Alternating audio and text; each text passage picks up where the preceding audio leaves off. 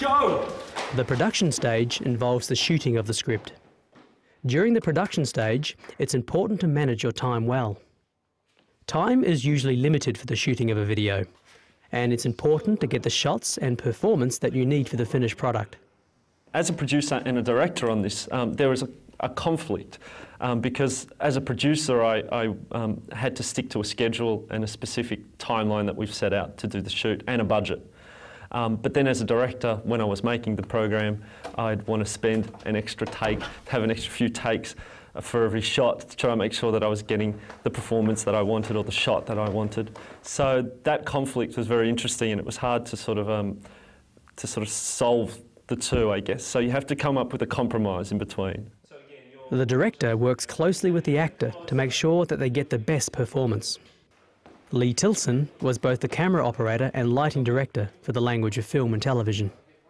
My roles were both camera operator and director of photography or lighting person, and my responsibilities under that is to relate with the director and help him to tell the story he wants to tell in the way that he wants to tell it.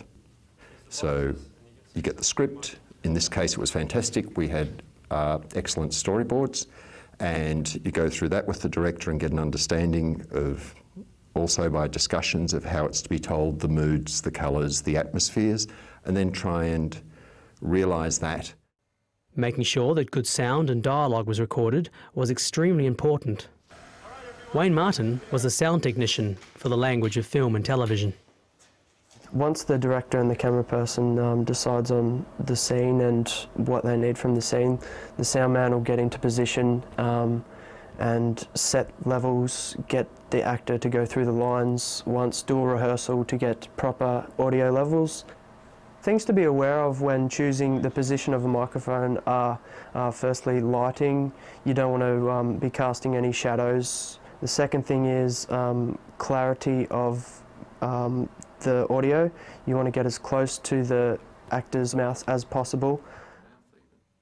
Another thing is to be aware of background noises, rain, dogs barking, cars, anything that's going to end up on tape and obstruct the dialogue in any way.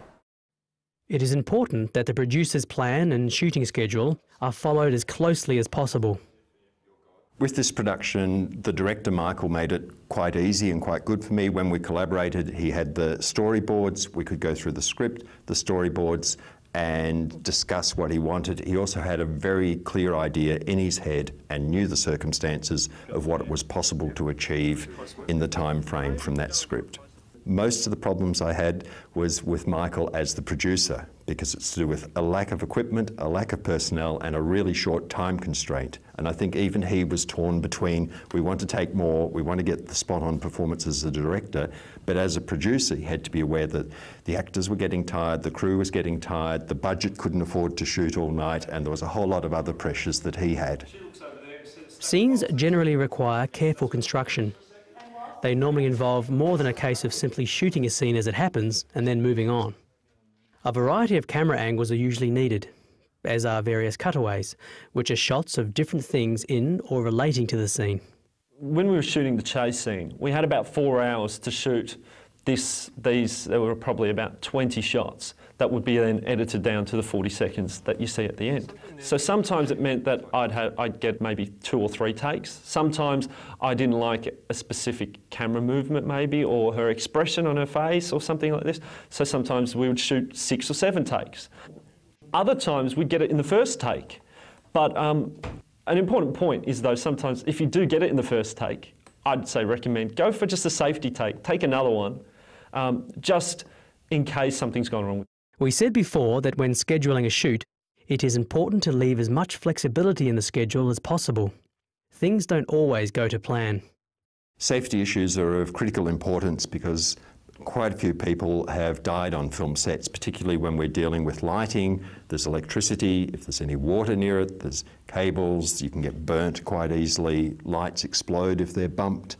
So it's very important to be aware of it, and the most basic things are to sandbags or on the light stands and any other stands, to gaffer tape all of the leads down and out of the way so they're not tripping hazards, and generally keep the set clean, which means all of the gear that you're using, have it fairly neat and ordered so it doesn't get stomped on, but also the stuff that you're not using, get it all out of the road somewhere so you've got a clean set. During the production process, another thing to keep an eye on is continuity. This involves making sure that certain items or objects are consistent through a number of shots. For example, making sure that an actor is wearing the same costume in each shot is an important element of retaining continuity. During the making of The Language of Film and Television, the cast and crew made a continuity error that was discovered a few days after the shoot. Errors in continuity can pose a great problem during the editing process.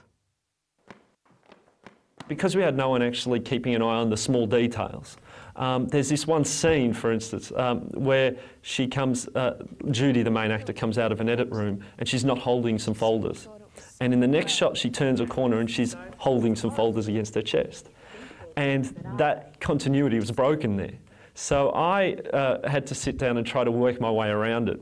And via editing, I used her voiceover and sort of overlaid it over another shot.